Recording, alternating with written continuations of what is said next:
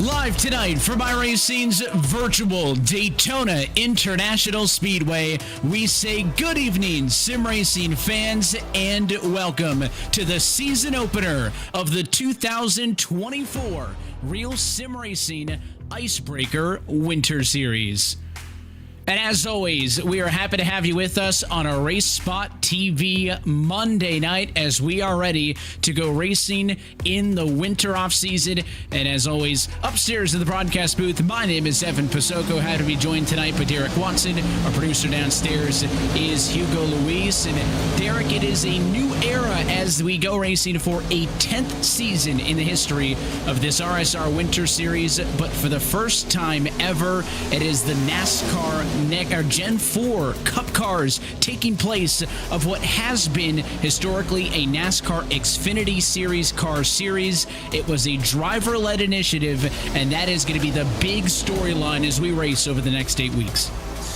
You know, Evan, it's really fitting as we wrap up Thanksgiving week here in the United States, a day and a weekend where we sit back and we tell old stories and we think about what we're thankful for, and we tell old stories of racing and family stuff, that we go back in time to the Gen 4 cars here at the old layout of Daytona International Speedway. I'm excited. Yeah, we'll do that a couple times. This season we'll go to Old Charlotte, Old Atlanta. I think those are good racetracks to pair with this vintage NASCAR Cup car configuration on the service that kind of came out of a mistake not that long ago with an iRacing updated. It is now one of the drivers' favorite ones over the course of the service. You take a look at this schedule for 2024. It is once again an 8-race championship, 4 races in December, 4 races in January. That round 5, by the way, will be a driver vote after the Homestead Miami Speedway race. But there's a good mix in this, right? You've got only one intermediate, or one plate track, I should say. That had historically been 2 in place, though. You get a lot of 1.5 milers, Chicagoland, Charlotte, Atlanta. You get 2 of the 2-mile D-shaped ovals in Michigan and Auto Club. And with those changes, unlike last season, Derek, that means that the road course drops out of the schedule, and that's how things break down for 24. Yeah, this is a great schedule that will really test the driver's ability to drive this car. This car is very challenging and very technical, and tracks like Auto Club, Charlotte, and even Homestead of Miami will prove very difficult. It'll be fun as we work towards a driver championship. A team championship will also be on the line. We will crown both of those at the end of January on the 29th at that old, still quad oval configuration of Atlanta Motor Speedway, but the old pave version. And then we'll get ready for Cup racing in 24. Cars are on track, and no, don't adjust your sets. This is live at qualifying. Final seconds of an open 5-minute qualifying session. That's a big enough factor, I'd say, every week, but especially here tonight, drivers have been trying to get in a pack to get down the best times they can. Well, and this is more challenging, of course, because within the iRacing service, if you bump a car here and get an incident point, you will disqualify a lap time. So this is actually a very good challenge for these drivers to draft properly and not mess up. And the clock winds down. A couple more drivers will get their time scored across the line as we have 35 of 40 eligible drivers on track and ready to compete here at the Daytona International Speedway. Should note, of course, if you're interested in getting involved, it's not too late to join the RealSimRacing IceBreaker Winter Series. The waitlist will be open for drivers who want to join on a part-time basis through the rest of the season. You can follow us online at RealSimRacing on Twitter and X, and then you can find the Discord link there, which will have all of the registration information. But for all of these drivers, it is a melting pot of talent. This Winter Series always is. About half of the field drivers who competed in the Cup Series over the course of the 2023 season, half drivers new. We always see that. There's always new talent coming into the series, and this Daytona race not only going to be interesting to see how all the changes affect the RSR veterans, but how can those new crop of drivers come in and make a statement and be a factor. Qualifying has drawn to a close, so we go trackside to take a look at your RealSimRacing starting grid.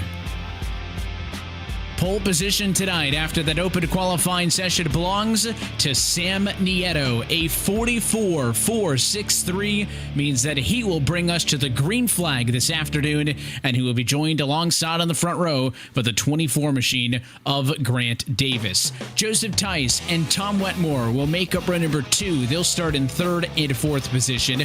William Schmidt will start from 5th with Benazzi Major to his outside on row 3 in P6. Eric Papineau will start tonight in 7th. That's the inside of row number 4, alongside your 8th place starter, Mike Maddox. And to round out your top 10, back on row 5, the inside line belongs to the 43 of Sean Kalist and the 45 of Carl Shed to the outside.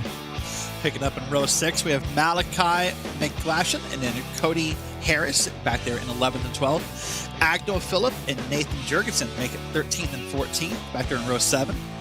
Braden Walker and Jaron Weimster in 15th and 16th. Kyle Trudell and Dominic Howell 17th and 18th. And then rounding out row 10, Evan, is Michael Loria and Maverick Davis. And that takes us halfway home. Second half of the field, Dylan Coyle was in the booth with us for the Cup Series. He'll be our in-race reporter all season long. He starts 21st tonight with John Fowler to his outside in 22nd. Thomas George and Don Stevenson going to make up the next row. They're 23rd and 24th, with Nicholas Marr rounding out your top 25. Harry Grindle from the UK will start in P26. Doug Roth making a long-awaited RSR return. He'll start 27th alongside Ross Cato in 28th, and back on row 15, it'll be DeAndre Kane and Seth the Merchant through P30. And rounding out your field, Andrew Farinars and Liam Sheen back there in 31 and 32. Kyle Kammer and Galen Gidman, 33 and 34. And your 35th and final car tonight is James Ross, that number 14 machine. It's a look top to bottom at your Real Sim Racing starting grid. We don't have to say much about this Daytona International Speedway. It is so world-renowned, Derek, but this 2.5 mile super speedway, again, the old configuration, so the not latest repaved version to be in it is going to be a bumpy trip around the high banks. Track temp 107 degrees here in Daytona Beach. It's a mostly cloudy but still sunny Sunshine State afternoon. Tonight's race, 75 laps in distance. That's 187.5 miles from start to finish. Of course, overtime at the backside if necessary. So, not a long race by Daytona standards, but I think still certainly long enough that you're going to have to make sure you survive to get to the end of this. We have not seen a Gen 4 Cup car race ever in RSR history. Big moment. These drivers wanted it, and they're going to have a lot of fun with these retro Cup cars. So I think there's 3 key points to tonight's race if you want to be successful here, Evan. The first one is bump drafting correctly, or not bump drafting, as the case may be. We'll talk about that. The second will be avoiding the bumps on the track if you can, and holding onto the car. And the third will be how loose is the track going to get with that 107 degree Fahrenheit track temperature. Lights are out on top of the iRacing pace car. The field is in the hands of a sporty red number 2 of Sam Nieto as the pace car dives off and in. Sam Nieto, Grant Davis on the front row. Let's go racing from Daytona.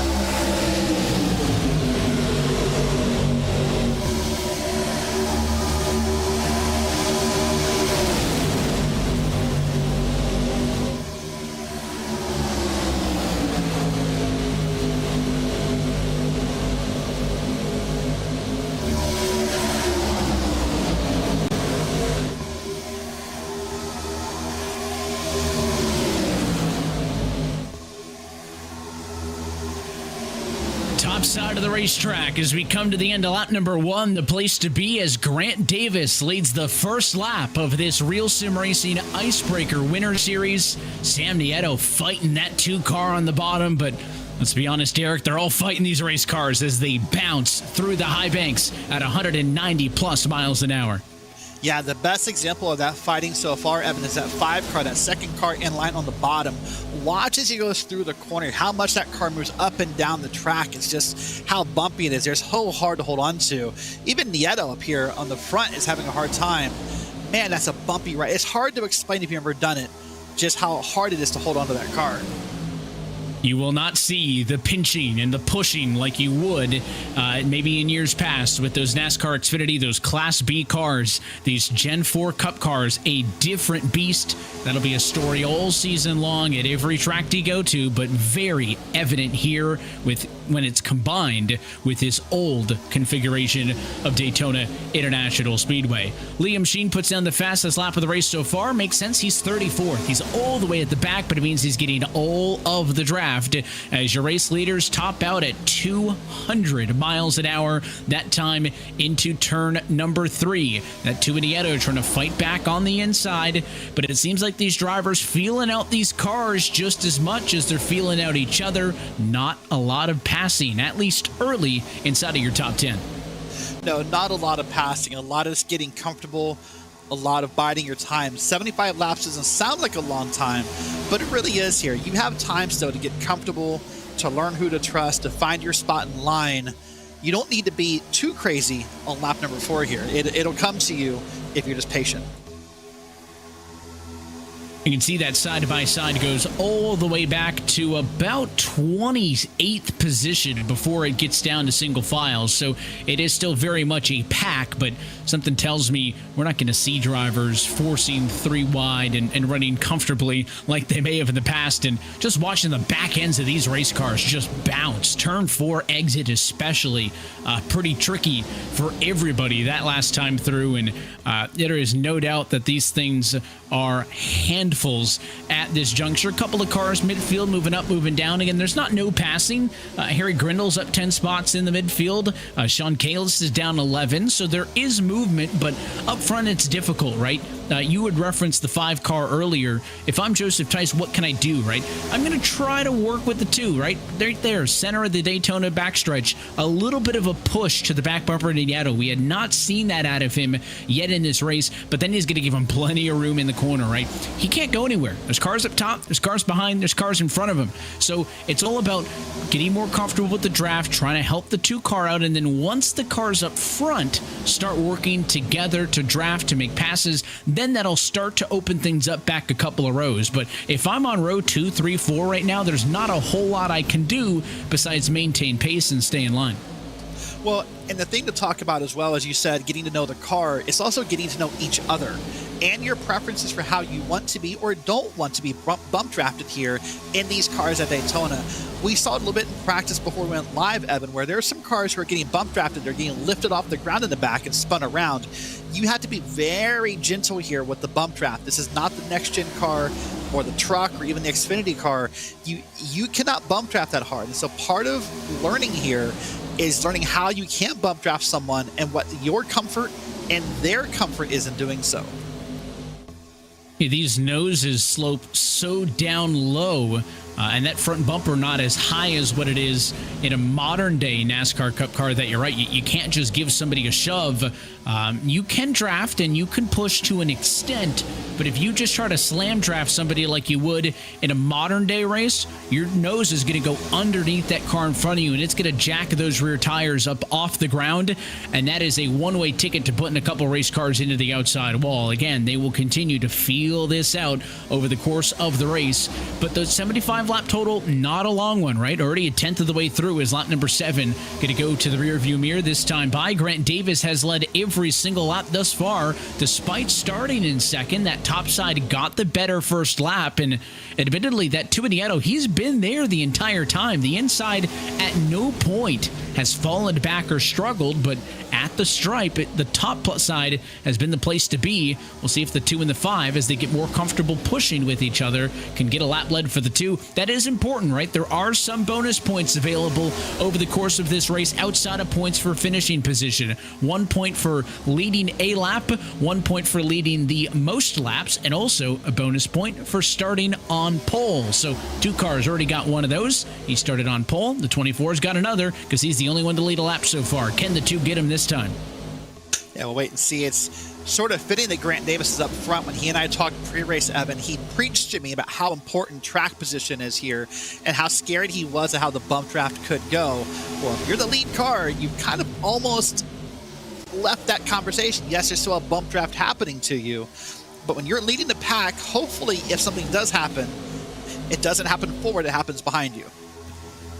And it's tricky, right? Some drivers prefer to be the pusher, right? They would like to be the one pushing the car in front of them. They feel like that is their strength. Other drivers prefer to be the pushy, even if that's not a word, right? They want to lead the pack or at least have a strong person behind them initiating that contact. The challenge is, if you're leading the line and the guy behind you is not a teammate, you really don't have much of a say over what he does, right? The modern Cup cars, you can drag the brake a little bit, you can manage the gaps. There is certainly a level of finesse to that in these Gen 4 Cup cars, but not as exaggerated. So you're just hoping the guy behind you knows what he's doing. You're keeping the foot to the floor. You're really focusing hard on keeping that car as steady as possible. And with this car track combo, that is a big concern that these drivers keep in mind. But other than that, you are at the free will of what the car behind you wants to do. So it is tricky. I always found myself to be very uncomfortable when I was the pushy. I didn't trust what the guy behind me was doing, teammate or not. It always made me nervous. I always felt more comfortable if I was the one in control. As you jump on board with William Schmidt, he is third in line on the inside in the 97 car. Well, let's talk about the flip side of that, Evan. If you're the guy pushing in the line, you can get nervous or freaked out by what you think the guy or the driver in front of you is or isn't doing. If you think they're moving too much or not holding a line, if you think they're maybe not accelerating as quick out of a corner or whatever you don't think they're doing correctly in your point of view, the question you begin to ask yourself is, how do I leave this person behind? Do I lead a third line and get around them? Do I just have to sit back and wait? Can I make a third line? And those questions start to fester in your head, and it starts to eat at you, and that frustration will build and can lead to some big mistakes in a race like this. 10 laps in the books already at the World Center of Racing. Every single car on track, all 35 drivers separated by only 2.5 seconds. So the pack is big. You can see them all as they race off the tri-oval through the short chute and down to turn number 1, that everybody is still in very close proximity to one another. Some of the drivers in the midfield who were able to get those early passes have crept their way up to the race lead pack. The fourth car in line on the outside is the white 07 of Dominic Howe. He's an easy one to point out. Started this race in 18th spot, and while what we have seen up front has been pretty static, his night has not been. He's passed 11 race cars, and he sits in P7. Yeah, we saw a big gap in the bottom lane earlier. It felt like it was 2 or 3 cars long, and that's going to allow some drivers to be able to move up and down lanes and make some drafting moves. And that's what Dominic has done to put himself in this spot here in the outside lane as we now are back here in the turn 1. Look at that banking. This is how steep it is. This is a great example. I know we all know Daytona and we all know the details of it, but to see that banking and to see those bumps in person in that camera shot gives you an idea of what they're facing. It gives an idea, and I think it only maybe represents 30% of how it feels behind the car as well. But look at all those wheel inputs, right? Smooth Daytona, you don't want to be sawing at the wheel like that. It's all about being smooth, precise. Here, it's just about trying to keep that car in line. Howe looks like he's one of the more comfortable drivers on track. It was a pretty good run that time. I think they have the benefit that the top side might be a little bit less bumpy than the bottom. Just from at least what I've seen, you can see kind of by that A-pillar, the 5 and the 2 leading the inside. Look how much the rear ends of the cars in front of him move around. I think that's an even better visual, especially for those cars on the bottom. So the wide shots, you can't tell, but when you go on board there, it gives you that good perspective of how much these drivers are fighting just to run the lap on their own, right? We go to some racetracks, a New Hampshire, a Bristol, right? We say driver versus track. A Dover's in that same category, where fighting the track is enough of a challenge. Throwing the rest of the field in there is an added bonus. That is not normally a comparison you make at Daytona. but it certainly is at this Daytona. Primary, objective number one, don't wreck the race car. Get around a lap cleanly. You can easily get caught off on a bump, give it too much wheel, spin a car out on your own without issue. But when you got a big field like this, that's that second factor. So again, this is a unique challenge that these drivers have been very excited about. The schedule release for this, again, with this being a driver-led initiative, wasn't more than just about a week ago. So they haven't had a ton of time to prepare either on probably a car track combo that they don't have a ton of time on. No, probably not a combo you have a lot of time on, but a lot of people would say to you, it's Daytona, right? We've all run, 1,000, 10,000, whatever number of laps here. So they feel somewhat comfortable in this setup. But you're right, when I talked to drivers tonight, there was a lot of people who said, I haven't turned laps yet. Like, I'm kind of nervous because I don't know what I'm doing yet. I'm trying to figure it out here. Here's a good shot of the onboard from the bottom. This is Nathan Jurgensen. Man, look how much more bumpier that is compared to what we saw a moment ago from Howe on the top line. Oh, that's like riding a jackhammer, Evan. It really is. That bottom, you saw the 17 of Eric Papineau in front of him in the Meineke Chevrolet move up. But is this some 3 wide as we head down the back straightaway? The 6 of Thomas George puts it 3 wide, and into the outside wall goes Dominic Howe. The 07 car moved high to give the 6 more room, and he just yielded too much ground. And the 07 of Howe into the outside wall, basically rode the fence through 3 and 4.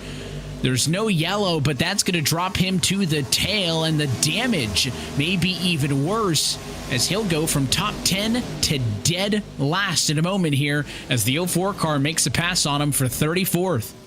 Moving back in spots isn't the story to me, because you can be successful riding in the back at Daytona for a while, and we could talk about that in a moment. But the damage he had from riding the fence, as you said, that's the story to me, is how much aerodynamic damage did he just do to that car, and how much of it could possibly be fixed when we do pit stops here, whether it be under green or yellow. If it's under green, not a whole lot will get fixed, I would think. If it's under yellow, it's a question of how much of it can be fixed. It certainly is a challenge, and I mentioned the potential pass for 34th that did not happen to Galen Gidman, stayed behind him. Well, those are all big names who are taking that sit back and wait strategy. Andrew Freenosh, Kyle Kamer, Liam Sheen, a lot of big names at the rear of the field that don't want to be where Joseph Tice is right now, and that is up and in the mix. You can see Tice get all the way to the bumper, and even with that gentle touch, see how the two moved a lot, right? To the outside to the inside, tried to settle down that push.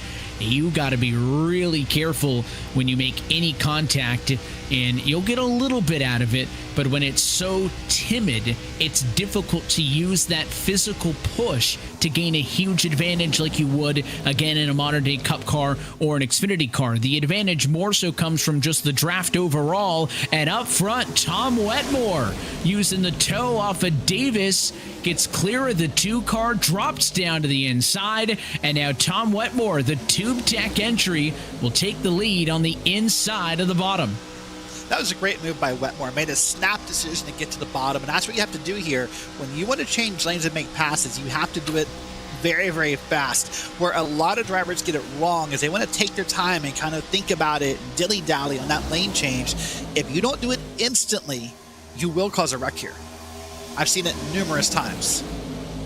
First time that the 2 car, now we talked about comfortability and where you want to be, the pusher, the pushy, all of those different dynamics. First time tonight now that Sam Nieto doesn't have clean racetrack in front of him, and he's going to continue to fall back, right? He has not been able to get up to the 51. Him and Wetmore haven't had time to figure out that cadence, and very quickly Thomas George makes a move to the bottom. We saw that Valvoline Ford be aggressive, make it 3 wide up front, and he has driven himself to the race lead after starting back in 23rd spot. So the 6 has been an aggressor, and it has paid off as he's gone to the front of the field in about 20 laps. Yeah, what a great move by Thomas George here, and almost feels like some drivers maybe are starting to show a preference for the bottom. That's a couple cars now we've seen move to the bottom or make moves to the bottom here. So now, right now, though, that said, Grant Davis is still leading most of these laps on the outside. Davis still has led the vast majority of these laps. Sam Nieto was able to lead 2 laps from the inside line, but the other 18 have been led by the 24 up on the outside. The other advantage is, of course, when you don't have the ability, or at least the comfortability right now, to get on somebody's bumper and push immediately off of the corner, the banking is really what's helping the 24 get to the line, right? For most of the lap, the 6 cars right there, and in fact, right here, as we get to turn 4, that 6 car is a whole car length ahead, but then that top side comes down the banking, right? They use that 3 stories of height from the top side of the banking down to the flat to essentially speed themselves up. So that drop out of the banking is what helps that top side so much. And I think the second part of that too, as we discussed, with the top side being a little less bumpy, they're able to kind of hold a consistent line and carry a little bit more speed out of a corner, and that draft right there will help them typically get to the line first. Now, as we get closer and closer to lap 75, the patience of the drivers will decrease, and their willingness to bump out of the corner will increase, and we'll see if that holds true. On board with the Minotzi Major, he's got the holiday-themed Sprite colors on board his 82 machine. Always one of the best paint schemes on track here on a Monday night is what we see out of Minotzi Major on the outside, and it is the Winter Spiced Cranberry entry up on the top side there, and I think he's running some Pontiac decals. That's the other fun part of this series, is drivers able to run some retro decals. We've got modern day Camaros. I've seen some Chargers out in the field, Pontiacs, Impalas, so all kinds of different fun things as well that these drivers are able to do with these Gen 4 body templates. He's gotten all the way up to the 2nd spot up top, so leapfrogging positions while drivers up top have dropped to the bottom, right? The 51 went low, the 6 went low, which just allowed Minotzi to move up, and now he's in that 2nd spot topside. Curious if he gets the opportunity, would he also make the decision to go down low, or would he simply stay up high and continue to protect that track position? Yeah, that's the question, right? Every driver has a preference on whether they want to be top side or bottom side, and everyone has logic for it. Typically, the logic for the top side, it runs a little faster. As you said, there's that banking to use to get out of corners faster. The logic for the bottom side, though, Evan, is if a wreck happens, I like to think I have time on the bottom side to use that whole area down there on the bottom, that pavement, to avoid a wreck. Does that really happen? Sometimes. But I like to think I have that safety blanket there. So some people like the bottom side for that reason. I am very much team bottom lane for that exact reason. Listen, if there's a wreck in the middle of the corner, am I likely going to be able to turn that thing to the apron and get into the grass? Probably not, but back straightaway, I would love having that ability to hit the eject button and go down to the apron. Up top, it is a little bit more claustrophobic, right? I mean, Daytona International Speedway tighter than what you see at a Talladega, so it's tricky enough to be, 3 wide with a modern car. With these Gen 4s, you saw how dicey it got when they went 3 wide for a moment. It just feels cramped, right? Cars in front of you, behind you, inside of you, and then the wall outside. There's just not a lot of places to go. Again, in practice, does it help every time? No, but I'm with you. It just feels a little bit more comfortable, and that's what I'm here for. Every time I see that shot, by the way, that 24 Grant Davis, who leads the outside line, it's giving the Jeff Gordon AARP COT design look, just with the red. Of course, the yellow 24 helps, but the combination of red and black looks nice on that Hasib design Chevrolet. But nice throwback there, at least in terms of what that paint scheme evokes throughout the field. And there's a lot of beautiful paint schemes. Again, a lot of the drivers, their painters, have had fun painting on a car that they haven't had the opportunity to do so yet in RSR history. We've been kind of introducing you to these cars, to these drivers, to this season, Derek, and all of a sudden you blink your eye, we're a third of the way through this race. 25 down, 50 laps to go. A long way through, still pit cycle to come, but a clean start. It's a good start, I'd say, for this Daytona opener. It's a calm and patient start, and that's definitely a very positive thing, Evan. And I think now it's time probably to start talking about, are there drivers in the back who are there because they're waiting for something bad to happen? There's some big names in the back of this field currently, and that's the other strategy at Daytona to talk about, is drivers who want to sit in the back. Maybe pull the old Michael Waltrip and kind of just wait. You don't need to be up front the whole race. You kind of sit back, you wait and see if something happens, and you start to slowly creep your way forward when the time is necessary. And we've seen drivers do that. Wait at the back either for an accident so that they're not in it, or alternatively just to, stay out of trouble and then late in the race, they'll then jump up, get on the gas, and try to close in and catch up, and they've been able to win races from there, right? Daytona, again, there's bonus points available if you lead a lap, if you lead the most, but at the end of the day, the only thing that matters is if you lead the end of lap number 75. We've seen many drivers win these plate races with just an only single one lap led, and that's a possibility as this race continues on. You're on board there with Sam Nieto. Again, he was the leader of the inside line for much of this race. He's the only driver not named Grant Davis and Thomas George to have led a lap so far in tonight's Daytona season opener, and he is third in line on the bottom. I would think pretty comfortable with where he sits right now with not a lot of threat from behind. There are more names, though, creeping up into the picture. Maverick Davis started 20th. He's in 9th. Ross Cato started 28th. He's in 14th. Those drivers aren't quite there yet. They're not quite to those front 3-4 rows, but they've been working hard through the midfield to catch up. And you can see the lap traffic up the road in James Ross is going to be caught here shortly by the lead pack. Ross was with the leaders on lap number 23 and then had contact in an incident that did not trigger a yellow flag. He was able to keep that car rolling, but without the draft, there's going to be a pretty significant speed difference. Race leaders at 201. He's at about 184, so this is going to be tight. He's going to try to go high at the last minute. Look out. 3 wide in the center of the corner. Oh, that's scary. Oh, hold on. Oh, man, that wasn't contact. I don't know how, but that's such a scary move, what I'm trying to find, by the lapped car. You want them to be predictable and hold a line. That moving up at the last second could have caused a massive, massive wreck right there, Evan. Typically, as a lapped car, you want to stay where they find you. Oh, man, that was scary. He's in the outside wall, too, again, trying to let drivers through, and I think that made everybody in the field a little bit nervous, right? It's bad enough that you're going to catch a lapped car in the corner. I would say actually anywhere here, but corner entry is just not where you want that to happen, and again, the only benefit would be just pulling off of the racetrack entirely. Of course, what James wants to do is try to get the draft off of the back of the pack to maintain the lucky dog spot. He's not going to be able to do so. The speed difference is just too great, and looks like he'll lose touch with all of these leaders. 30 laps down, 45 laps to go in this race. The Daytona International Speedway season opener of this 2024 RealSimRacing IceBreaker Winter Series, and it is Thomas George for the first time tonight, opening up the advantage on the bottom lane to 2 car lengths. Yeah, doing a great job. Oh, look at that. There's a move. And now they're going to be almost 3 wide here. They're going to lead that car on the bottom. That's a lapped car. And that's Wetmore and Thomas George leading it around here. Now, Thomas Wetmore, to me, is an interesting story, Evan. When he and I talked earlier, he expressed to me the need to get out here and race tonight and gain friends. He's in a single car team this year, and says that he feels like he has no obvious teammates for drafting. So he wanted to be up front all night and see if he could maybe, learn who to trust when it gets to be go time.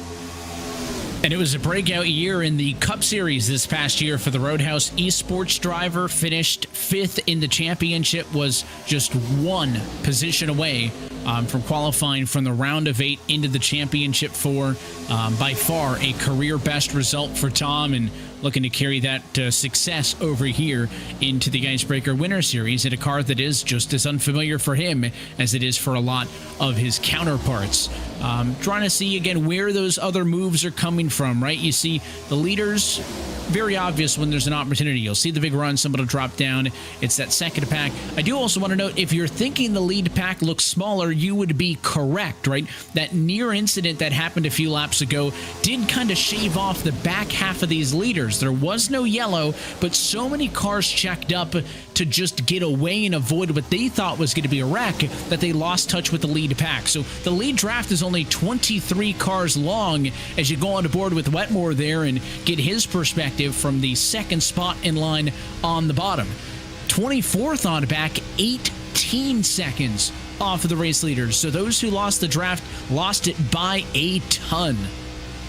Yeah, it did lose it by, man, look at that Valvoline car move. That was wow, that was wild to see how much that car moved.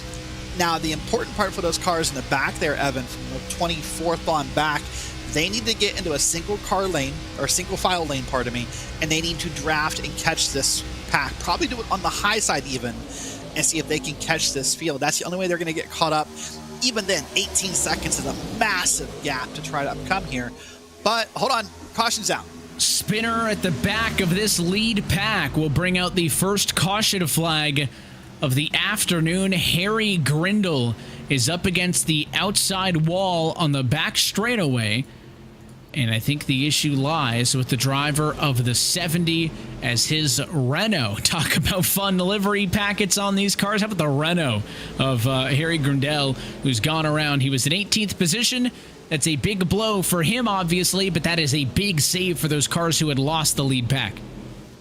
Yeah, I think he's going to get a bad bump trap here when we pull the replay up. Let's watch this here. Yep, look at that. Overall, you know, fairly clean. Just himself up against the wall. I bet that car's fixable. Certainly could have been worse. He benefited from, of course, the fact he's at the back of the lead pack, but that is a very gentle touch, you're right, for somebody who is involved in a high-speed accident at the Daytona International Speedway. But it will slow things down for the first time tonight. And what this will do is essentially split the race in half, right? I anticipate to see all the leaders come down, get service, get fuel, and then I believe we would all be inside of the fuel window to get to our scheduled distance by the time we get to the restart. Yeah, it'll be tight. It won't be... I mean, the only thing that would kill that idea would be if we have any overtime runs. They probably would not have the fuel for that. But I would say if we pit now, we should probably be good to go here on the rest of the run. I was thinking pit stops are about to come. I was going to bring it up, and then that became a moot point. Right on cue. And it would have been interesting to see if they were able to get to that green flag pit cycle, because getting on and off of the pit lane here at Daytona is so tricky. But instead, they're all going to come down to the pit lane at yellow speed. It is a 60-mile-an-hour pit road speed limit. Look to see if Sam Nieto in the 2 car can gain any advantage here. He's got the #1 pit stall at the end of pit road as the 6 makes a big mistake. It overshoots his box. Such a simple mistake and so easy to do. Pit road is a hard skill here on iRacing, but now we're going to watch some stops happen. Everyone will take 4 tires and gas. Tires are a thing you need here at old Daytona. It's not like current Daytona where you can skip out on tires. So with the 6 losing the top spot, courtesy of the mistake onto pit road, the race off goes to Grant Davis. The 24 car decides to came in pit road in second position, I should say, and then in the box, he decided to go with the 4-tire service, and he is off in a way. 14.1 seconds in the box means he'll go to the race lead, and Sam Nieto entered pit road 5th. He'll leave pit road in second, Derek. So that pit road line, the exit scoring line being just in front of the #1 pit stall, helps out your pole sitter, and he leapfrogs a couple of cars. Yeah, that's just such a silly thing you can beat yourself up over. Now the challenge for the 6 car will be to get those emotions back in check, Evan, to make sure that he doesn't work himself up or beat himself up too much for that simple mistake. Because if you start doing that, you'll make more mistakes and more mistakes and more mistakes, and your night will only get worse. Sean Kalis has claimed responsibility for the caution flag involving Harry Grindle, so he'll receive an end of the longest line penalty and will have to start at the rear of the field.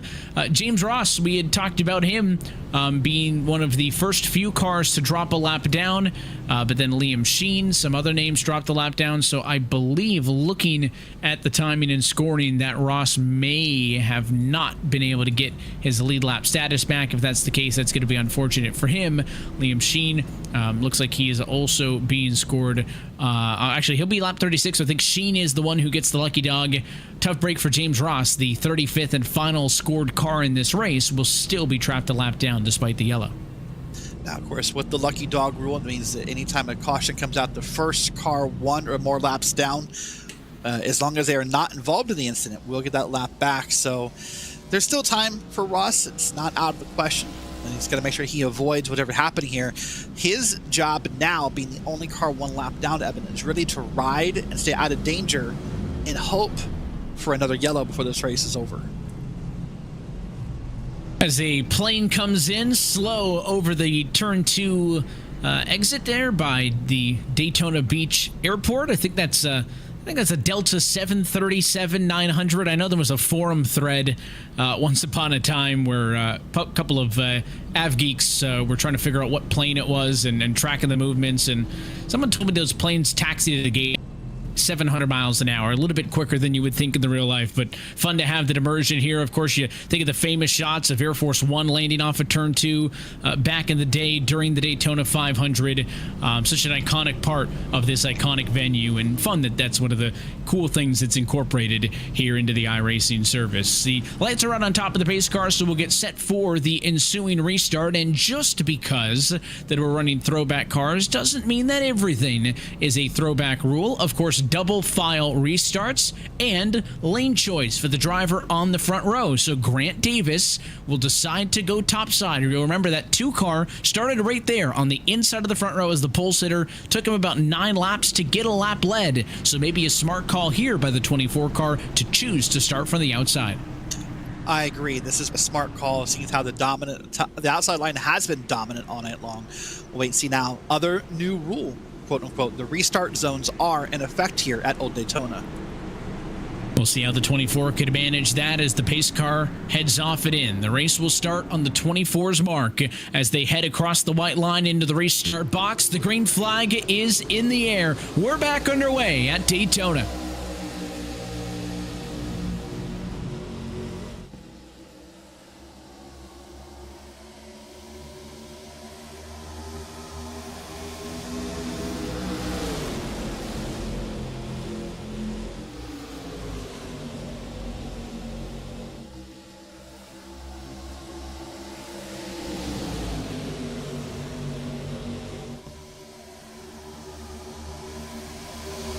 High speed and 3 wide down the back straightaway to the middle goes the 28 of Cody Harris. Here comes Seth the Merchant to the middle. He'll go 3 wide as well, and it is all on the table in 3 and 4. The 28 car all the way to the front row. Well, now apparently the patience has worn off, Evan. We've seen what we can do with the cars, and we think we know what we can do with them. So now 3 wide racing is in full effect here.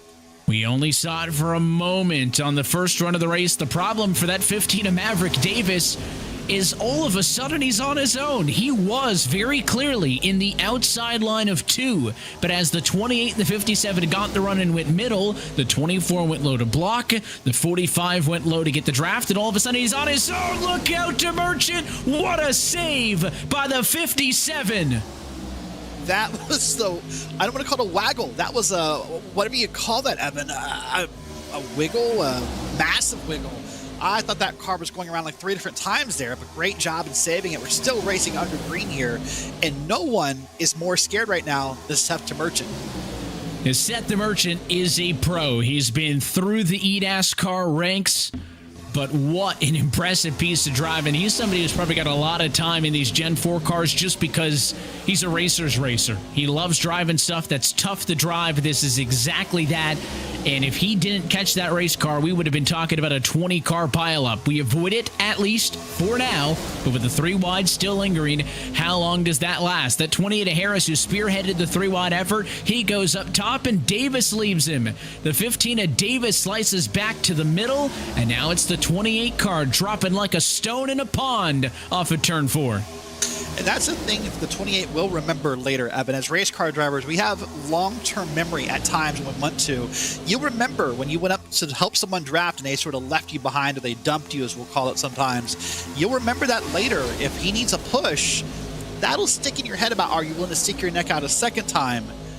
You know, fool me once, shame on me. Fool me twice, shame on you. And it'll go in the notebook, and that'll either be come to fruition later tonight, maybe later in the year, right? You mentioned drivers are always going to remember. They won't remember many things, but anything on the racetrack, funny how they're going to be able to figure out what number and guy that was every single time. And that's where, you know, that team championship that we talk about is going to come into a factor. Obviously, if you can race around teammates, you're going to be more inclined to help each other, especially at a racetrack here like Daytona. There's also that familiarity part, right? There's so many unknowns in this race as the top side gets a big push as DeMerchant shoves the 24 way out. Thought he was maybe going to drop down to the bottom. He doesn't. Because half the field in this race, Derek, is new or returning drivers that just didn't compete in the most recent Cup Series, for the guys who have been around consistently, they may not know how that guy races, if he's aggressive, if he's timid, is he good to work with, is he only going to work with teammates, all those different things you don't know. So not only is there a question about the car, a question about the track, but there's a question about half the field, because if you don't know a guy and haven't raced with him before, you also have to feel each other out. And sometimes that's the benefit to the new drivers, right? Sometimes what you don't know is what you don't know, and you're willing to make moves or do things because you don't know how it'll turn out, or how bumping someone will go. You're not sure, and it'll benefit you.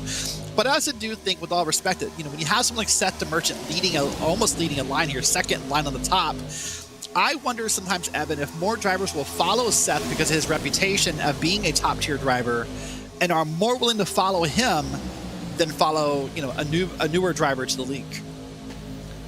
It is certainly possible, and that driver stature, right? If I didn't know anything about the RealSimRacing IceBreaker Winter Series, but you got Seth the Merchant and Galen Gidman, some of these other big names, Malik Ray not here tonight, but on the roster for the season, or an Agnell Phillip, right, a two-time defending Cup champion here on Monday nights. If you know their pedigrees, maybe you gravitate towards them. Does that benefit them or does that hurt them? Right? Is there too many cars trying to work with them that it's hard for them to kind of do their own thing? Those are all the things that are going on inside of the minds of these drivers while getting shaken around like a rag doll and doing about 200 miles an hour consistently around this 2.5 mile super speedway. Going to be 31 laps to go the next time by. Again, the timing of the one and only yellow thus far makes us believe everybody should be good on field at the end. There may be some question marks if we have to get into those 3 attempts at a green-white checker overtime finish, but we've got a little bit longer until that becomes at the top of mind, as they're nose-to-nose up front. That 3 wide came quick and then fizzled out, and it ended very differently for the 2 drivers involved. Right? The Merchant was the second car in line for that. He stayed up front. He's right there on row 2. For the driver who started it, Cody Harris, well, he slipped all the way back to P18. And that's how fast it happens here at Daytona, is that, one moment you're leading the pack, the next moment you're in the back of the pack, and then 5 laps later, you can be back to the front again, which is a couple wise moves here, on this track. But I think it's worth noting, the only 2 drivers I think who are at risk of not making it possibly on gas, Evan, is the 24 and the 2. And when you're leading it, hold on, there was a car way down off track there. That's going to be off track. I didn't see what that was. Went flying through our shot, though. I was going to say, when you're leading the pack, you are burning more gas than anyone who is drafting behind you. So those would be the only 2 cars I would be concerned about not making it on gas. And we'll see if that becomes a point of concern for them as well, as the other benefit to that yellow is the splintered field that had been split off into 2 packs after a near incident at about lap number 15, caused a lot of drivers towards the rear to check up. By the time they had caught up to everybody and got back in line, they had lost the draft and fell way back. They're back in it. That doesn't mean everybody's here. You got Mike Maddox with some damage, DeAndre Keynes dropped back, Liam Sheen not currently on track, and James Ross a lap down. But that's not a lot of cars. 31 drivers, the total number of drivers that are right there in that massive lead pack and still in contention for the race win in this season opener. All of a sudden, there are more cars in the top 10 that started outside of the top 10 than inside of it. How the tables have turned past the halfway point. Yeah, just real quick, one point. That was DeAndre Kane you saw go flying through the camera shot there a second ago. He is still rolling. I haven't seen what happened to him, but that's who that was. That caught me off guard when it happened here. But yeah, right now we're seeing drivers who are comfortable with the track. Maybe drivers who are not just here for one-lap runs. There's a difference between qualifying and racing. We see it in real life and in sim racing every week, where just because you're good at 1 lap doesn't mean you're comfortable in the draft. And now here we go against 2x2. Man, that's got to be, 14, 15 deep at this point. They're holding on to it and racing it really well. They have been. You saw towards the end of the qualifying session a couple of torn-up cars, guys having some fun. I watched the 30-minute condensed practice session that these drivers had. Those practices had been 60 minutes previously. Drivers opted to go for a shorter practice session and an earlier start time to these races. Saw a lot of wrecks, but at least for now, it seems like they were just trying to get it out of their system. Find the line early, find it often, so then you know where to stray away from in the race. Now, that's not to say that we're in the clear yet. Many of these Daytona races have turned into a scrap metal lot particularly in the closing laps. I did mention Liam Sheed was not currently on the racetrack. Bad news for the 35 car. He has had a connection issue and is disconnected from the race, so he will drop out of this race and is likely to finish in 35th if he does not rejoin the server. So tough break for Liam Sheed, not currently on track anymore. And the tough break for him is with this 8-week season, there is no drop weeks. There's no off week to get some points back here. So every week matters. Any problem like that can really hurt you all season long. Look at Maverick Davis. I can't decide if he's trying to make a third lane, Evan, up there on the top in that purple and gray machine, or if he's just having a hard time holding the drafting line. And maybe he hasn't decided yet. Maybe he's, sticking the nose out and trying to see. Seth went up there in the 3-wide battle. You think he'll bite? You think he'll go to the outside of the 24 car with me? Could be a little bit of both, right? Maverick also started back in 20th, so he's had to come through the field a lot to get to this point. I feel like he's had a pretty good sampling of how these cars handle high and handle low, right? If it was a Sam Nieto, who's been basically that spot that red number 2 is in currently all night long, maybe I'd think he's a little bit uncomfortable, but the 15's been all over the place. He's been in a bunch of different scenarios, put in different situations. I feel like he's pretty well versed. Maybe he's just trying to see, would the 57 go? Will the 6 car go? Also, maybe not a bad idea, the fact that he is too wide with the 2 and the 82 below him to yield just a little bit, as there's a check up, and there they go! Spinning is Thomas George, and it is a big pile up on the run to turn 1 for caution number 2 of the afternoon. That has got to be 20 cars, I would think, that are all involved right there. That is massive. That is the big one for this race here on lap 51. Oh my goodness. And we'll wait to see the replay, but that kind of came out of nothing, right? I was talking about for the 15 yielding to the cars in front, and I think it was the most minute of stack-ups that wouldn't have batted an eye in an Xfinity car, in a modern-day next-gen Cup car.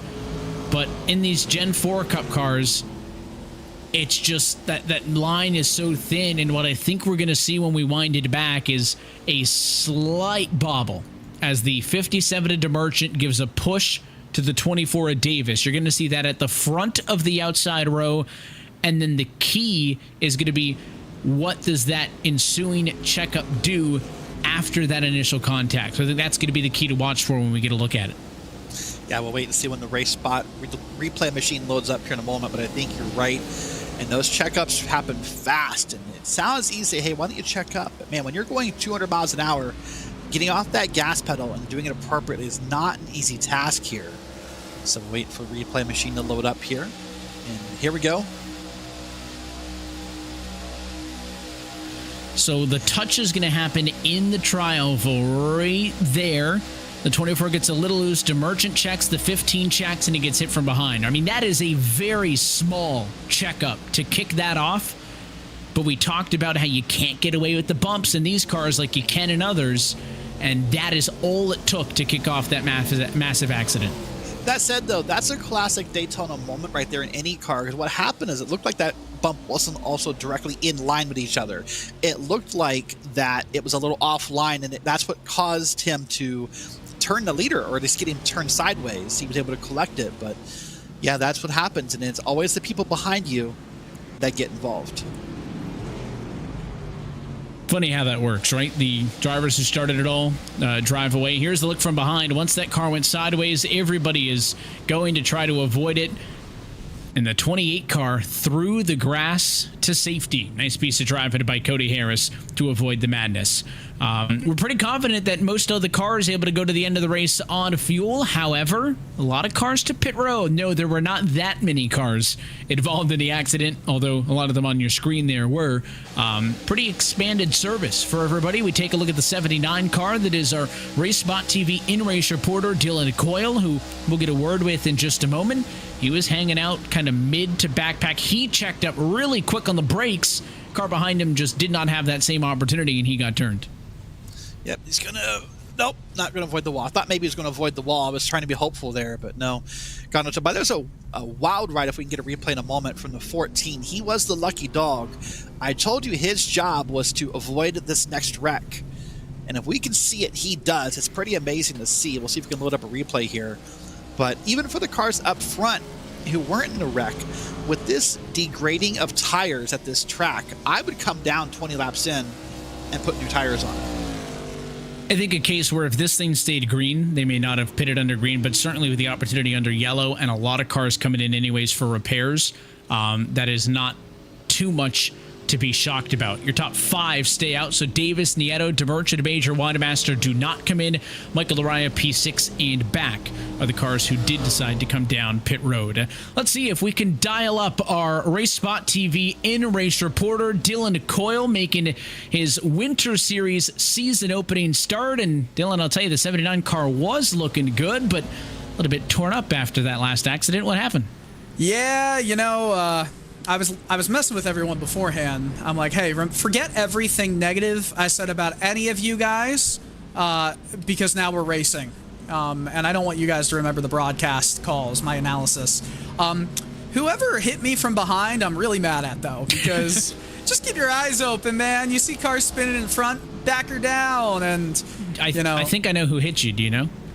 I honestly don't know. That would be, I'm just going to confirm, that would be the 4-time Cup Series champion, Andrew Freenosh. Are you kidding me? All right, You take it back or you stand by it? He knows what he's doing, I would say. Not a 4-time Gen 4 champion, I can tell. Oh, okay. Well, let's talk about that, right? These Gen 4 cars. That's been the story that Derek and I have been talking about upstairs all night. New car, new track, right? This old configuration of Daytona. So it's a double dose of new for you, but also for everybody else who is so used to running the Xfinity cars in a silky smooth Daytona this time of year. So what's it been like? It's been difficult, making moves is very methodical because you've got to go based around how you can get, the shuffle. It's just 2 lanes, right? If you try to go 3 wide, you better be sure that you're going to get that move done, because if you don't have a clear light of day to go 3, you're putting it into the wall. And not only that, it's really tight on the outside. I have, as well as a lot of others, have gotten into the wall running that high line. And while it's kind of stable when you're on that high line, it still can catch you out of nowhere. So I think the fireworks are definitely going to pick up now that we're just around 20 or so to go. Well, we'll let you get back to the Mara Motorsports Radio. Dylan, best of luck with what's left here. Thank you, buddy. Best of luck with you guys in the booth, and I'll make sure Andrew knows that I'm mad. Yeah, we'll pass it along when he inevitably ends up in victory lane for another time. That is Dylan Coyle, our RaceSpotTV in-race reporter, as the pace car is off and we are green. Back underway with 21 laps to go at Daytona, and it is an early jump for the 24 of Davis. He goes to the race lead and quickly ducks down to the inside line. And it looks much different on this restart. Look at it all spread out. Lots of single file. Everyone at the bottom, not exactly sure why, but I think they'll get it back here 2 wide before long. But a very, very different restart from the first 2. And look, as everybody tries to fight to get down to the bottom, right? The 24 dropped to the bottom. A couple of cars in midfield were trying to get down. It seemed like everybody wanted to get single file because we're quite spread out. We're not as tightly condensed as we had been on some of those previous restarts. A little bit of 3 wide there with the 31 1/8 at Jurgensen. 3 wide, that's the black 31, and now 3 wide for second as DeMerchant through the middle. And this time, the odd man out is Manazzi Major, who drops back on that 3rd lane. So I said I don't know why. I was thinking about it, Evan, and I suspect why we saw the checkups and the different paces on that restart is now some drivers are finding out just how bad those cars are hurt from that massive 20-plus car wreck. Now we're going to see who has a little bit of engine damage, who has some aero damage, and how it affects where they were in line and causing cars to have to get around them. That's probably what caused that weird restart we saw right there. Some more 3 wide, this time in the middle of it all. It looks like it's the 70 machine of Harry Grindle, who is going to tuck in line behind the 82 Manazzi Major. So the major entry, that Sprite Chevy, able to find a lifeline. It's about 6 rows back on the outside. He wants to go. You can see that green nose. He looked to the middle, tried to make the move and won, decides not to force it, and the aggression continues to pay off because Seth the Merchant still second car in line on the outside. I don't know if there's been a single driver in this field that has been more aggressive than him so far. Yeah, and aggression will only get, higher and more aggressive or more as we get on here. But look at Seth the Merchant willing to push here on the outside with Grant Davis. But the aggression now is going to come from the inside. Now these drivers know that they need to push harder to make the inside lane work. With about less than 20 to go, that inside lane is going to see more pushing than what we're used to. And these drivers have had 58 laps or so of R&D. They've been able to feel each other out, be aggressive, make mistakes. It's go time. And you can see that the anticipation and the intensity is ramped up as there's more 3 wide off of this last restart that we have seen all night long. Micah Maddox went 3 wide in the corner. Doug Roth 3 wide as well. The 30 car drops back, can't find a spot in line. So the midfield is moving at the moment as everybody now fighting to try to get into a race-winning position as we enter the home stretch here in Daytona. So now the time is ticking faster and faster. It feels like to the drivers, it feels like now every lap is happening so fast that they need to start making moves. They can't be patient anymore because now it's going to take time, especially with that lack of ability to hold a 3 wide, it seems. Oh, hold on. There's another yellow. Caution flag as there's a wreck behind the lead pack, and it looks like it is John Fowler in the number 22 Goodwrench Service Plus Chevrolet. He is slow off the exited turn number 2, and your race leaders will slow as well. Take a look at what happened with the 22 car. It's the white one in front, and that took a really weird move. I don't know if he was trying to block the 30 or, Derek, if he just happened to push up and kind of slid right into the nose. Once he got in front of the 30, it's pretty clear he just got spun right around, but I don't really think the 30 drove under the 22. I think the 22 slid up a little bit right in front of him, and that all that happened at once. And when that happens, there's not a chance that you're catching that. No, I would love to see an in-car maybe to see. My only thought was, did the bumpiness of the track cause a car to kind of move around, involuntarily? But it was not normal in how that seemed to happen compared to what we would normally see at Daytona. So I'm a little lost without seeing a second view of it here. But good news is this car is going to drive away with some minimal damage. He'll get some time under yellow now to try to fix it and see if he can make it better. A lot of the drivers may be happy that there's an opportunity to see the yellow flag come out, take a deep breath, because it was getting dicey off of that restart. And now these yellow flags going to be much more consequential than they have been all night long, Derek, right? I mean, no matter what, if you get a yellow at the start of the race, at the end of the race, we lose about 4 laps, right? You're not thinking about how valuable those 4 laps are, though, before the first pit stop. Now, with 15 laps to go in this race this time by, the first thing I think of when we get a yellow is that's 4 laps probably gone. So if I'm 15th, 16th, that just took a third almost of my opportunities for green flag laps and opportunities to make passes, took that away from me, which means that these drivers are going to be that much more aggressive on the ensuing restart, knowing, hey, a yellow flag's going to take a lot of my opportunity away. Scoring Pylon says there's 15 laps to go. Realistically, I don't have 15 laps to make these moves. So it is go time when this thing gets back underway. However, if you're Grant Davis, that's great news. Yeah, big right? fan. If you're Grant Davis, it's like, oh, that's 4 less laps they can pass me on. It's a great feeling. You want to race as racers. That's what we want to do. But sometimes as a leader, you have to recognize the benefit of cautions and what they can get you. So yeah, it goes both ways, just different perspectives.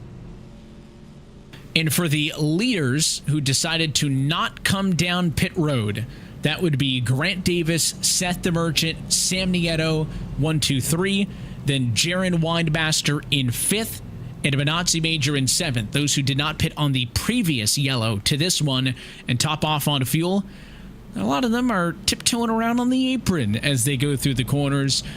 These yellows will give them an opportunity to save fuel in the, I'll be honest, likely event that we head to Real Sim Racing overtime after our scheduled distance of 75. So my guess is the cars on the apron are those who are trying to save a little bit of fuel. Yeah, the question is how much can they save, right? That'll be the question about, with there being 3 overtimes in Real Sim Racing, do they think they can save all 3? I don't think so. That would be a lot of saving, but maybe they can get through 1 or 2 of them. Of course, more cautions, though, will mean more fuel saving. Now, the question, so that'll be the difference here. Of course, Grant Davis all the way down there. Seth DeMerchant kind of seems undecided if he wants to fuel save. Like, he's kind of straddling that yellow line.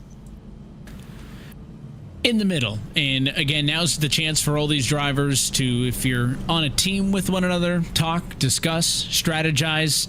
If you're angry with somebody else, just let that fester. It's just going to boil and you got more time to think about it. And then for Grant Davis, to your point, right, it's that many less opportunities the cars behind you can make an attempt to pass you. And for him, that's good news.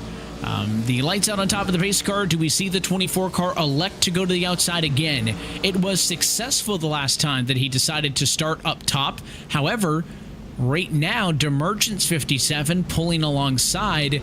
I'm curious if the 24 is going to ask the 57, hey, I want the top. Let me switch to the outside when we come off of 4. I think the 24 still wants to hold the apron. He spent 14.1 seconds in the box on his last stop. That was pretty long compared to most, so I'm suspecting they got that thing pretty full of fuel, but he's taking this serious. I'm curious if he is indeed going to be on the inside of the front row, or if this is just continued fuel swaving, and then he'll want to switch it up when they come off of the corner. Yeah, I don't know. It almost feels like he's lining it up there on the inside, which would be a surprise to me because he has seen so much success on the outside line tonight. But yeah, he's lined up on the inside here. No indication he's moving up. And I guess now he's going to start to think maybe that the shortest way around a track is the inside lane. And if you're trying to save gas, maybe that's the way you want to take it. I don't know. I'm almost at a loss for words about why he would suddenly pick the inside lane. It is an interesting change of direction, especially given how well his decision to work on the outside was. Curious if, again, there's a chance that he could be talking with the 2 behind him, right? Hey, you're going to line up and give me a push. Or he could be talking with the 57. Hey, we want to get 1-2 together. I'm going to fire off first and make sure I can pull up in front of you. There are some of that gamesmanship that can happen at a place like a Daytona International Speedway, amongst teammates, amongst friends, even sometimes when it's necessary and out of desperation, amongst rivals. Pace car going to be in this time for what could be one of the final restarts of the night. 13 laps to go for Grant Davis. Green flag back in the air.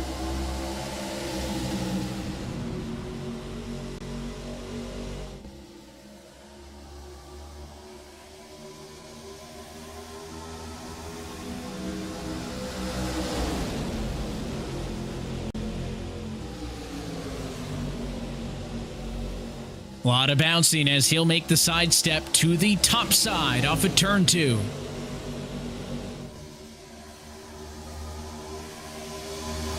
Well, despite the restart lane, Evan, it looks like he has decided he does want to be on the top lane after all and just waited for a chance to clear DeMerchant, and clear he will.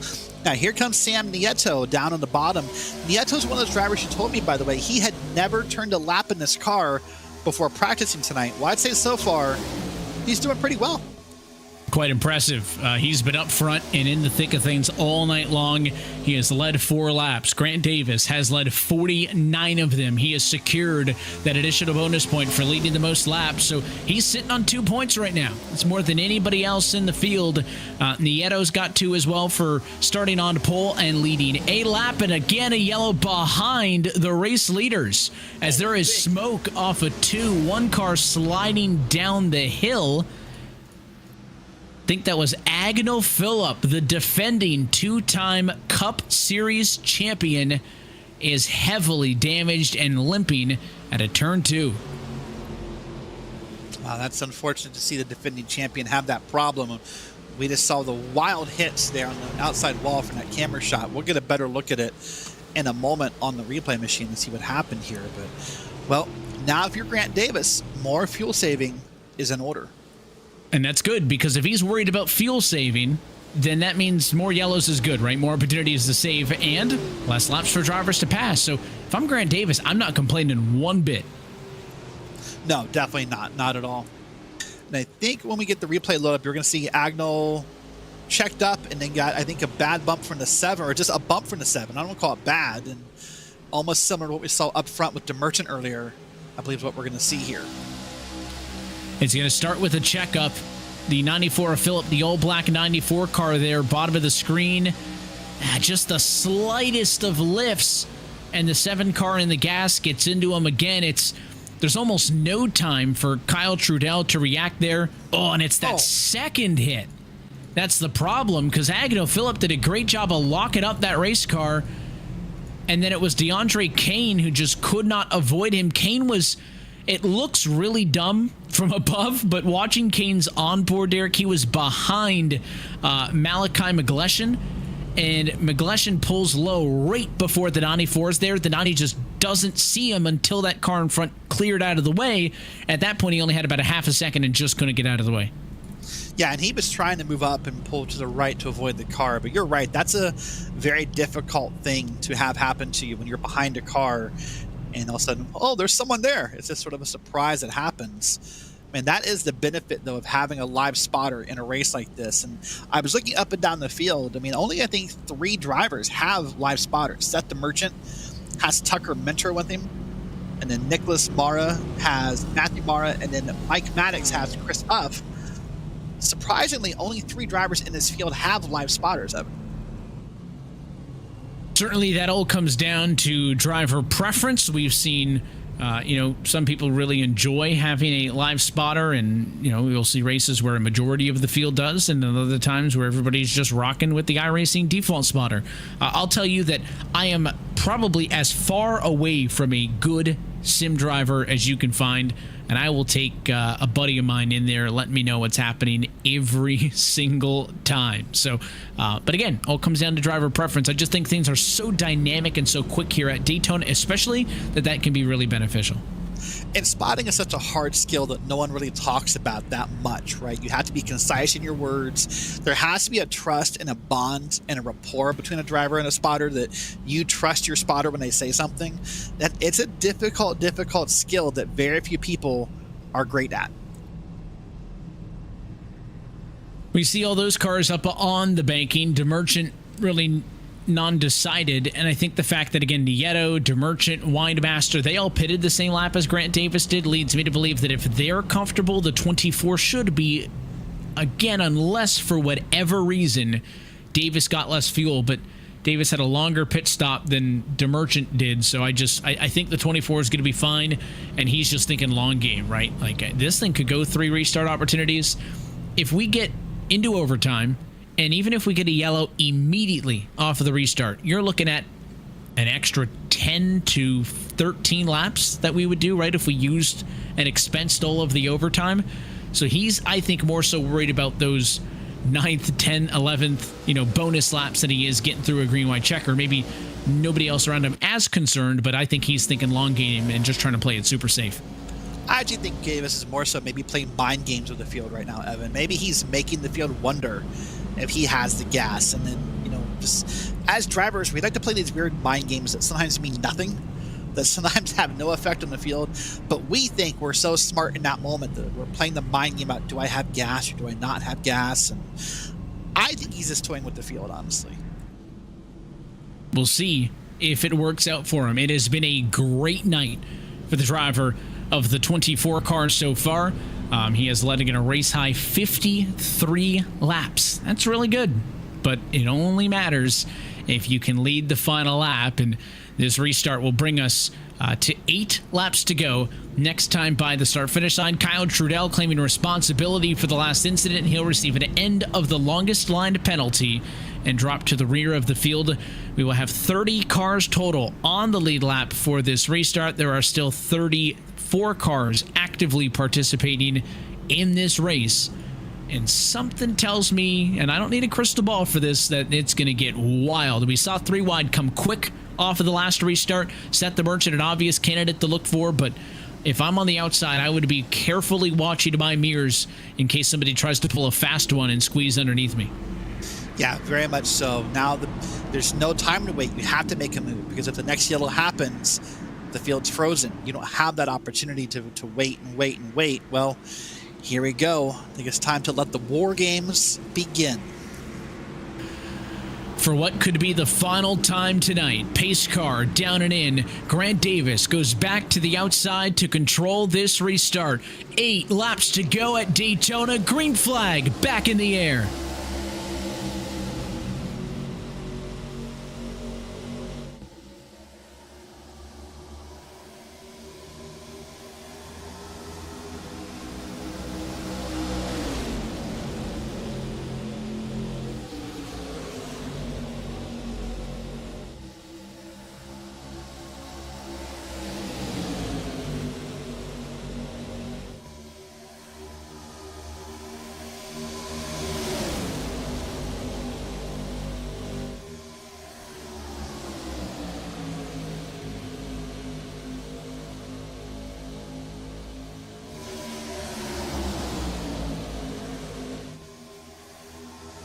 Three wide as they race off of turn number 4 and come back to the start-finish line. It's Thomas George dropping back on the outside as Davis controls the field again, now inside of 7 laps to go.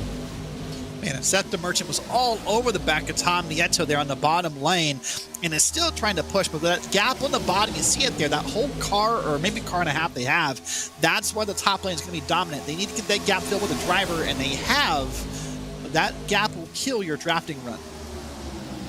It's going to take it out quick, so these drivers want to keep things tight. It is by far the most condensed we've seen the pack all night long. Look at the inside shake and shimmy as they fight these high horsepower NASCAR Gen 4 Cup cars against this old surface of the Daytona International Speedway. Now, as they come to lap number 70, inside of 6 laps to go, the 24 car knows in front, but that margin closes.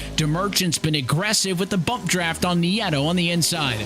And we've not seen the most aggressive of the bump drafts yet. It's only going to get harder and worse as we go on here, as the Merchant wants to move forward, but needs Nieto to move forward as well here. And they're going to push all the way down here and maybe even into the corner. Into the corner, it's really aggressive. We have not seen that work for anybody tonight, but Seth the Merchant and Sam Nieto turning up the wick, and they're going to wreck behind the leaders. Big mess that spills into the front stretch grass. Several cars around. It all started with Galen Gidman's 04 car in the midfield, and this is going to put us up on the edge of Real Sim Racing overtime. Yeah, I believe this will put us into overtime. That was Maverick Davis, I'm pretty sure we saw there on the inside of the track right there before pit entrance. Not sure who else was involved in that. But now if you're Grant Davis, you have to be good on fuel. Like, you couldn't possibly need to save any more than what you've saved, I don't think. You got to hope that you're good at this point, because it seems like we are getting what we thought we would get, and that would be a little bit of Real Sim Racing overtime. Several drivers had to go to the pit lane to avoid being involved in that accident.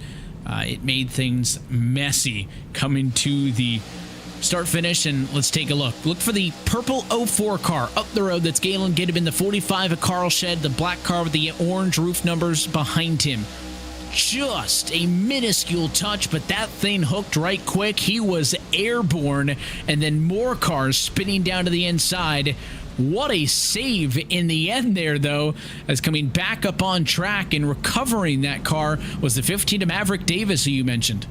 That was twice. That was twice he somehow got away with that. Oh my goodness. He had the contact that rubbed the first time, and there was like a torpedo missile aiming for him on the second one. And he avoided both. He needs to go play the lotto tomorrow with luck like that, Evan. Yeah, that is, we've seen a couple of big saves tonight, right? Maverick Davis saves that one as he was behind the accident. He did get some right side door damage when the 8 car came down the hill and Kyle Kamer got into him.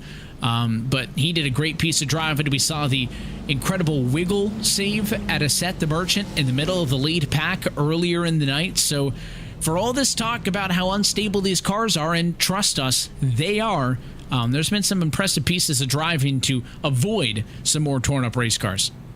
Yep, that is true. There's been some incredible driving sign up and down the field to make it happen. Well, now we're here. Now we're into overtime. That's where this race is headed, before we go green again. So 3 chances, Evan, to get it done. And now you have to make a move instantly on the start if you want to get ahead in this field. It's probably only going to get more dangerous.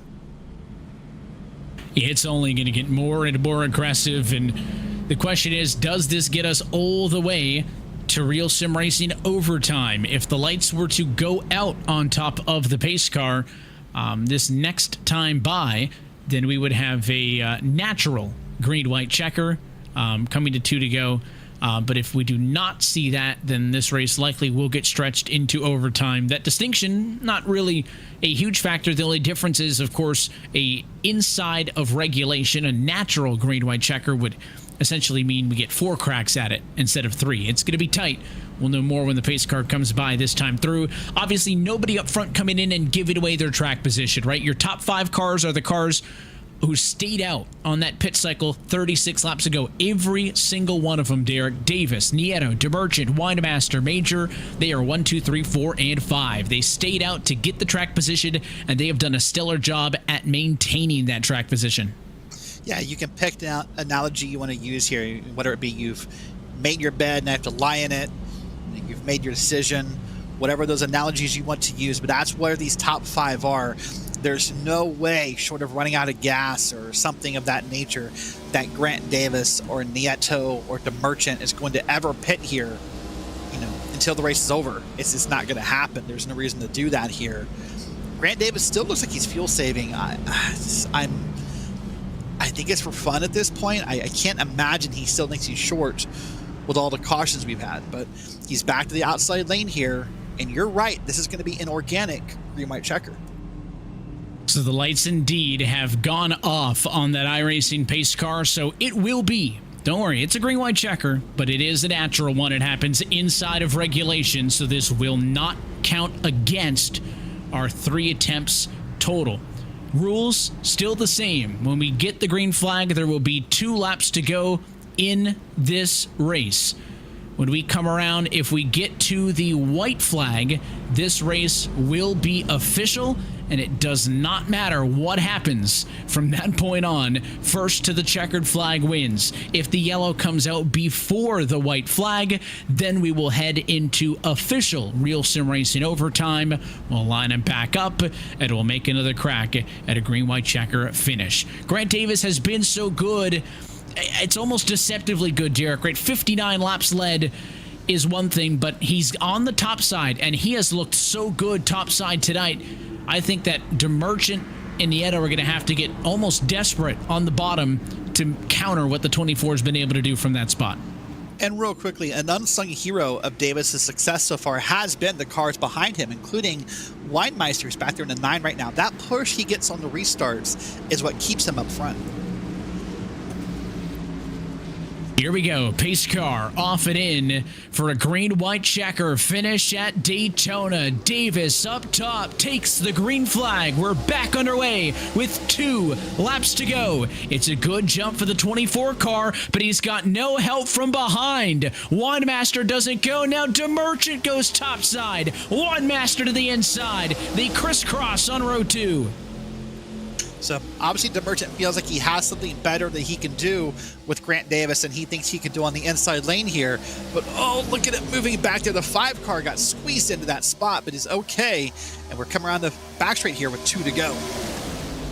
Coming to white flag this time by. Couple of cars look low from a few rows back, try to make it 3 wide, but it can't do it. And now DeMerchant, the aggressive pushers topside with the 24. So what can Winemaster do? He steps into that second car, roll on the inside. Drag race to the start-finish line. The advantage to the top side. White flag in the air. 1 lap to go from Daytona. Grant Davis leads the outside. Sam Nieto leads the inside. Look at that push from the 9 on the inside, though. That's maybe the best that Nieto has been pushed in many, many laps here. There's still a gap behind him with that green car, that Sprite car, but man, Weinmeister is having the best push in the bottom we've seen in a long time here as they come down this back straight for the final time. Remember, the outside's going to get that run off the corner as well. Right now, they have a car length advantage, 4 wide in the battle for 5th on back. That is not going to work. Massive accident in turn 4. Nieto gets spun. Davis comes to the start-finish line. It's DeMerchant to the outside. Contact to the line. And by 6 1/1000ths, Seth DeMerchant wins at Daytona. Wow, what a crazy finish here. I'm so curious what happens between the 9 and the 2 that caused that moment, but that was a massive wreck behind him and a drag race to the finish. Everybody started to line up to push off of turn 4 as there was a huge wreck behind. They tried to go 4 wide in a battle for P6. And once the 2 car got spun from the bottom, it opened up the door for Seth DeMerchant. Let's watch this last lap unfold from the race spot helicopter view. And you can see the top side had the advantage in, but right here on exit, they're going to struggle. They don't get lined up. That's coming off of 2. So as they race down the super stretch, there's going to be almost a car length and a half advantage for that 24 topside. There's the 4 wide behind. They're going to turn into bowling balls through the whole corner. They're bouncing off each other. They wreck. But look down low. Right there, the 9 tries to push the 2, spins him. That opens up the door for DeMerchant, who goes to the outside. They lock doors to the stripe. And Seth DeMerchant leads 1 single lap, and it is lap number 75 to win the season opener of the RealSimRacing IceBreaker Winter Series. And don't let it be lost on anyone that DeMerchant had a big wiggle there again out of that corner and saved it to win the race. That's his second big wiggle of the night. 3rd place goes to Nathan Jurgensen. He only finished back by a couple of thousandths of a second. It was 6 100ths behind for the driver in 3rd. But in the end, there's only one driver who parks it on the front straightaway. And your race winner tonight in Daytona Beach, Florida, is Seth DeMerchant, one of the best to do it on the surface. And his Logitech G VRS Chevy is victorious in round 1 of this 2024 campaign. I think he's taking a deep breath before he does it. He's celebrating. That was a wild final lap. Let's take a look at your RealSimRacing full race results. Seth DeMerchant by 6 1/1000ths claims victory over Grant Davis, with Nathan Jurgensen coming home in 3rd. We'll try to get a word with all of them in just a few moments. Michael Araya and Eric Papineau round home your top 5, with Jared Weinmaster, Cody Harris, Don Stevenson, Harry Grindle, and Kyle Trudell your top 10. Picking up a P11's Malachi McLaughlin in 11th in that 74 machine. Ross Cato and Dylan Coyle, RaceSpot's own, back there in P13. Nicholas Mara and Sean Callis, 14 and 15. And then Sam Nieto back there in 16th after getting spun out of turn 4 with Maverick Davis, Braden Whitaker, Dominic Howe, and Andrew Ferranars back there in P20. And surprised to see some of those big names unable to get more out of it. William Schmidt, Tom Wetmore, Thomas George, Carl Shedd, and Benazzi Major come home through the top 25. Again, a lot of these cars were in good position and got caught in that massive last lap accident. Joseph Tice comes home in 26th. The defending 2-time Cup Series and defending Winter Series champion Agnew Phillip lives home for a 27th after an early wreck. Galen Giddeman is 28th, James Ross 29th, and Doug Roth in 30th. Rounding out the back of the field is Mike Maddox, Kyle Kammer, DeAndre Kane, John Fowler, and of course Liam Sheen with those connection problems. It's a look top to bottom at your RealSimRacing full race results.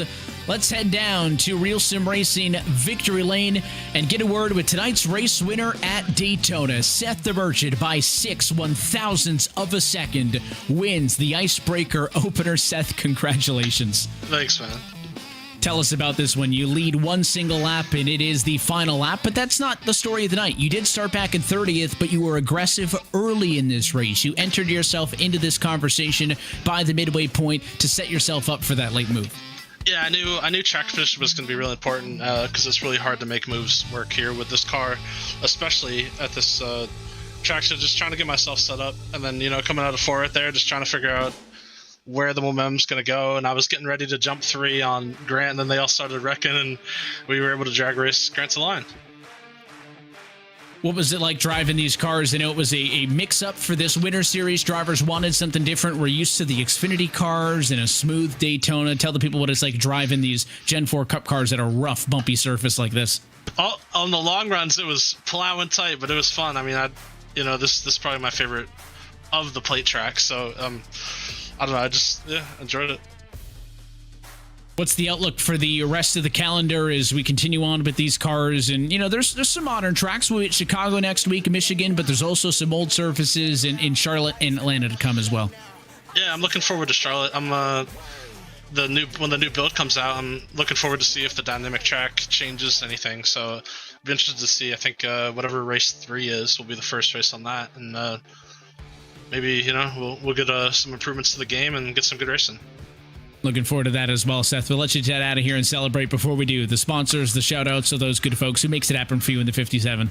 I just got to thank, Tucker Minner and Ryan Doucette for doing some hyper spotting, telling me where to go, and amping me up before the restart. And other than that, thanks for you guys putting on the league. Happy to have you with us on a Monday night, Seth. Congrats. Thank you. It's your race winner tonight at the Daytona International Speedway. Seth the Virgin by 6 1/1000ths gets another Real Sim Racing win. The unfortunate second side of that coin, Derek, is Grant Davis, who was so good tonight, leading 61 laps, just couldn't lead the last one. He settles for second tonight. Your trackside with him. Well, Grant, before we talked post-race, you said your last wish was you would be in the interview room, post-race on a podium. And here you are, P2 here at Daytona. Congrats. Yeah, I mean, it's, I made it work, I guess. Not exactly the finish I wanted, but that was fun. I was able to avoid all the chaos there at the end. So, yeah, it's good to be back in the booth and chat with y'all. So you told me pre-race that track position was the most important thing, being out front where you wanted to be, and you were the whole night. So were you happy with that part of the strategy worked? Yeah, I mean, I felt like I did everything I could in my power. I can't really help the decisions that got made coming off of 4 because everybody's trying to, make something happen for themselves. And when they started wrecking, it kind of split us up. Like I think I mirror drove the last 50% of the race. Like I didn't look through the windshield that much at all. I was mirror driving. I will say it kind of threw me off when Seth swapped lanes on the final restart when he came up to the top with me. I was like, oh boy, now this is going to be fun here. And then, of course, we just had a crazy finish to the end there. So that was fun.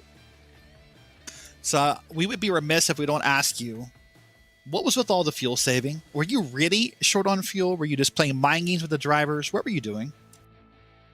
No, I'll be honest. Like I didn't check the rules before we raced. So I didn't know how many green, white checkers we were going to have. So I was good. Like if we would have done one, but if we'd have used up 3 different green, white checkers, it was going to be really tight. So I just was going ahead and just being safe in case we were going to use all 3 of them. All right. Well, great job on the podium finish tonight. We'll see you next week. Any sponsors, thank yous, anyone you want to say hello to? Yep. Shout out to all my teammates at Flat Out Esports, Sam, Joey, Bradley, who's not running winter right now, Michael, and of course Corey Blevins. He's not in this league, but he's on our team. Hasib Designs, Battle Beaver Boosted, Get Wet Sports. And looking forward to next week. Appreciate y'all guys for doing an awesome broadcast. I'm really excited to go back and watch this thing, especially hear the call to the finish there. That was crazy, being inside the virtual car there. So that was fun. And also just appreciate Evan. I know there was changes made, going from the Cup season into the winter season, just trying to do new things to improve the league. Also just trying out this car with the Gen 4. I'm really excited for the rest of winter season, and just appreciate him for, continuing to work with us and trying to make this league as awesome as possible. So just really appreciate him. Well, there you go. That is the driver of the number 24 machine, Grant Davis. We'll see you next week. All right. See ya. All right. Now we're going to move right on here, and we're going to then talk with Nathan Jurgensen, a 31 machine, finished P3 tonight. Nathan, sort of P3 out of nowhere. What a crazy last lap. Yeah, that's how these plate races go. I just kind of hung on the low line the entire race. Figure you can miss wrecks a little bit easier from the bottom, and then got to racing there at the end. And yeah, my strategy on that last green white checker was follow Seth DeMerchant. So I just got to his back bumper, and I figured if I'm behind him, I'm probably going to finish good. But I almost wrecked him out of 4. That was pretty wild. I mean, he kind of went to the wall. He left the middle open, and I was like, well, I'll go to the middle, see what happens. And he came down, and I lifted. I just get behind him and push him. I wasn't going to win the race doing anything other than that. So I'm glad he hung on to it. I don't know if you all saw that. He got pretty squirrely out of 4 off on my bumper, so I definitely didn't want to do that. So glad he hung on to it and won it. And I'll take a top 3 at a plate race any day. Oh yeah, we saw it. That was his second big wiggle the night, by the way. If you haven't, I saw the first one too. that was scary too. Right? He's kind of good at this. Apparently so, right? So I do want to ask, when you're coming down the back straight, were you aware in your mirror they were 4 wide behind you? Oh yeah, I was. I'm an 851 pro guy, and so Cody, he was in there in Discord with us, and so that whole turn 3 and 4, I was like just looking in my mirror, watching them and hoping he'd hang on to the car. I saw him kind of going sideways, and so I was kind of more looking in my mirror than out in front at that point. All right. Well, I'm glad I wasn't in it. That was my main thought. Yeah, I was up here, and I was glad I wasn't in it. That looked scary from all the way up here, right? So, new season, new winter season, new car. How are you feeling about the Gen 4? Are you excited we're doing it? What are your feelings about that? Yeah, well, I mean, so I'm teammates with Agnell and have kind of watched him run this series before. Last couple of years, have done some crewing and spotting for him as well, and just kind of watched the series. And then when I heard y'all were doing the Gen 4, I don't race a lot, but the moment you picked a car that had a lot of horsepower and not a whole lot of downforce, I was like, the spotter should probably throw his hand at driving. This is just such a fun car. And you guys put together a really fun schedule. Chicago next week's going to be an absolute blast wheeling this thing with all that horsepower and the way you save tires. So just really excited to run with these guys and just run this car. It's really a blast to drive. All right. Well, listen, great job on the podium tonight. Before we let you go, any shout out sponsors, anyone you say hello to?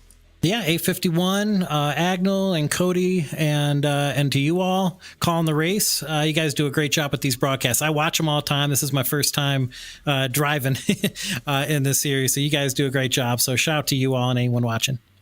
All right. Well, great job on the P3, and we'll see you next week. Later. Well, that's a word with all of our top finishers. We appreciate Seth, Grant, Nathan for giving us some time here post-race. I do want to see if our RaceSpotTV in-race reporter Dylan Coyle is still on the radio. Dylan, you still here, or are you? Oh, I'm still here. Rubbing the bent sheet metal on your car. You're still on headset? Hey, P13, buddy. Oh, that's what I was going to say. That race car was torn up. You were running in about 483rd position, I think, going into turn 3. Something like that. And you get 13th, man. How about that finish? Well, I hope you guys are checking out what I did, because I said one lap beforehand, I'm like, hey, white flag, wreck in front, full throttle. And plus 10 coming out of turn 4. So I'll take 13th, and my Mara Motorsports teammate, Nick Mara, finishes right behind me in 14th. That we were hoping a stretch goal would have been 20th, top 20, but how about 2 top 15s for the first race of the season for us? Not bad at all. And aside from, the wrecks and the Daytona-ness of Daytona, what'd you learn about these Gen 4 cars that'll kind of prepare you for next week as things get a little bit more serious and we go to a place at Chicago, which all the pros in here are saying is going to be a hoot?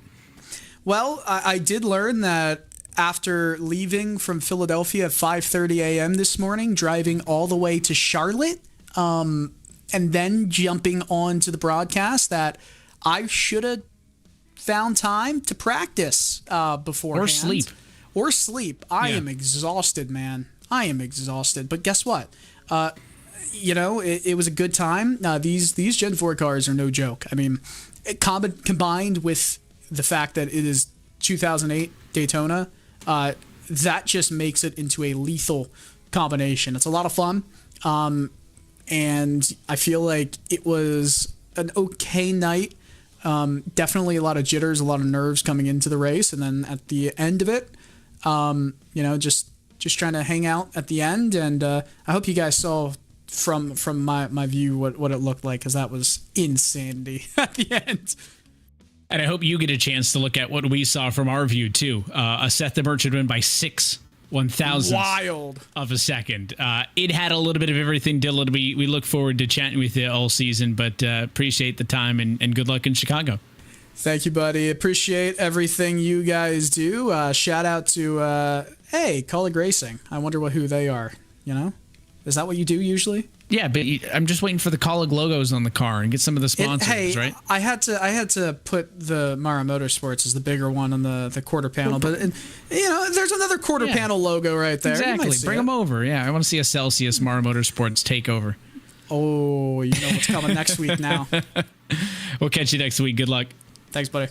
Still a Coyle, a RaceSpotTV in-race reporter. After all of the madness that he dealt with in the middle of the race, he comes home tonight in 13th. Derek Tuslin's back to you one more time. Again, there was a lot of question marks and a lot of excitement headed into this new car, different tracks, and a crazy finish to the point that Nathan Jurgensen had made to you, right? This car, this schedule attracted him.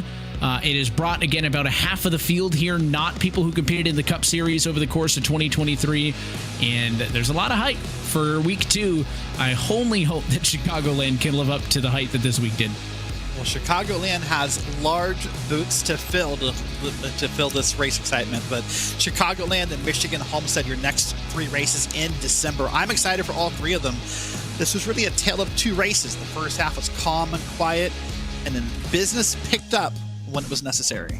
And in the end, it is one of the very best to step into a Monday night race here in RSR in Seth the Merchant claiming a victory. That'll do it, though, for us here tonight from Daytona. On behalf of our entire team at RaceSpotTV, for our producer downstairs, Hugo Luis, for Derek Watson, and myself, Evan Pasoko, I want to say thanks for tuning in, and congratulations to Seth the Merchant on his first win of the 2024 season.